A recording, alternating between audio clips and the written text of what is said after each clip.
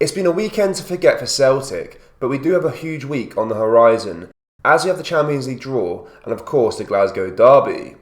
We as a club need to make a handful of additions, and we do have some nuggets for you today whilst also going over some huge Palma news. But first, make sure you hit that like button and subscribe to the channel for daily Celtic content. Rodgers has openly laminated the lack of pace and dynamism in his current Celtic squad, highlighting the stark contrast to the team that he first managed at the club.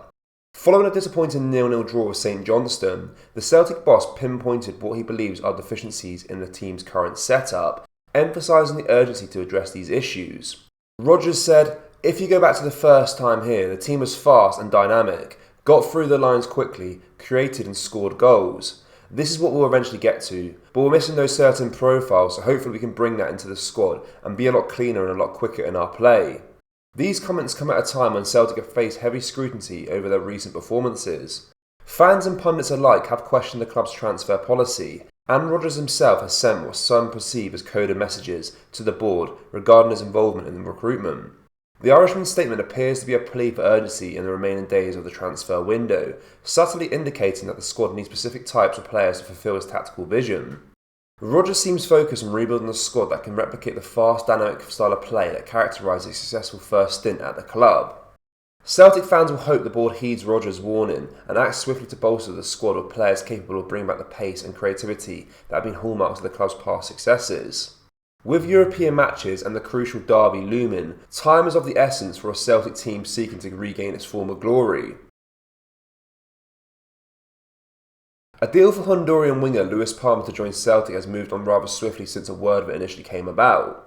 It wasn't long before a fee was agreed between the Hoops and Anis Filosofi, and now the player himself is in London. According to Diaz, Palma is currently in the English capital undergoing medical tests. It is said that the 23-year-old will travel to Glasgow tomorrow, and that he will be formally presented as a new Hoops player on Tuesday or Wednesday. In terms of his squad number, Palma wanted the number 17 shirt. Jota left it vacant for a short while after he left it Al Ittihad, although Mark Nowacki soon snapped it up. Due to this, Diaz claims that the Honduran international has been offered the iconic number 7 jersey, which he will wear. No Celtic player has stood out wearing the number 7 since Henrik Larsson. Palma has big boots to fill, but he looks to be a shrewd buy whose record of over 20 goal contributions over the past year is undeniably respectable. As Celtic continues its quest to strengthen its squad, several fringe players appear poised for exits, among them is Haksabanovic. The Montenegrin winger who can play the number 10 role has yet to start a game under Rodgers, hinted at his dissatisfaction with a cryptic social media message. "If they don't see your value, maybe you're not in the right place." At 24, Haksabanovic is seeking regular playing time and could be let go for the right offer. Benji Siguress, the club's third-choice goalkeeper, is another candidate for a departure. Additionally, Rodgers has stated that the midfielder James McCarthy is free to find a new club. Ismailio Soro and Albion Ajeti, still officially with Celtic, could either move on or negotiate payoffs as they are currently not in Rodgers' plans for the team. Young talent Rokavata is also likely to exit before Friday's transfer deadline, with Verona reportedly at the forefront of potential destinations. As the transfer window draws to a close, it is clear that Rodgers is looking to streamline his squad, making way for new additions more aligned with his vision for the club. Celtic attacker Dyson Maeda has admitted he's not on top form right now, laying out his reasons with some honest comments about the transition from working under Ange Postecoglou to Brendan Rodgers. Maeda looked sharp in pre-season deployed as a central striker, but with Kyogo starting in that spot in the early competitive games, the winger has struggled to make the kind of impact we all want from him.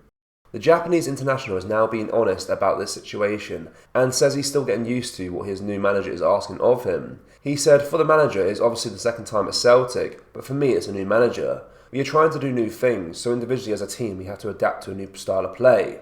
That quite often happens in football. For me that means I need to adjust to new tactics, the training, work hard and try to make adjustments in these games.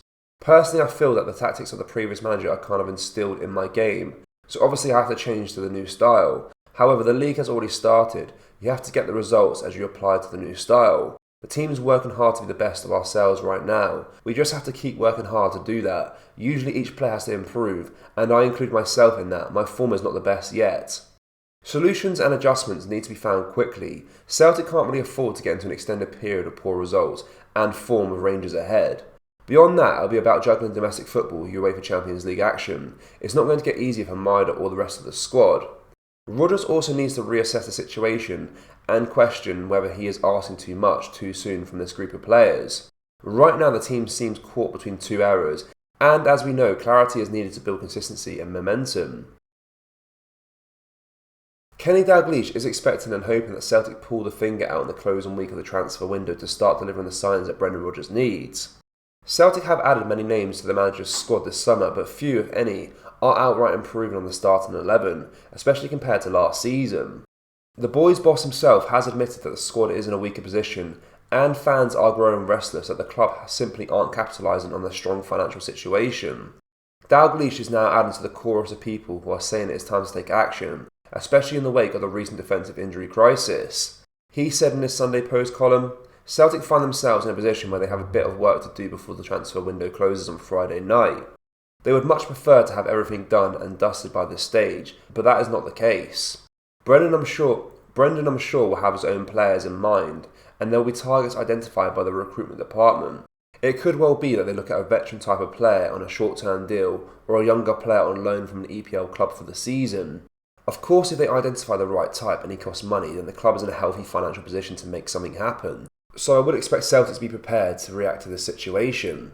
When the window closes on Friday, Brendan will want to feel the squad is stronger from the one inherited when he took over. He will want to be equipped to handle the next 4 months when they juggle domestic games and Champions League fixtures. That is not always possible, but everyone at the football club needs to strive and give it their all to make it happen.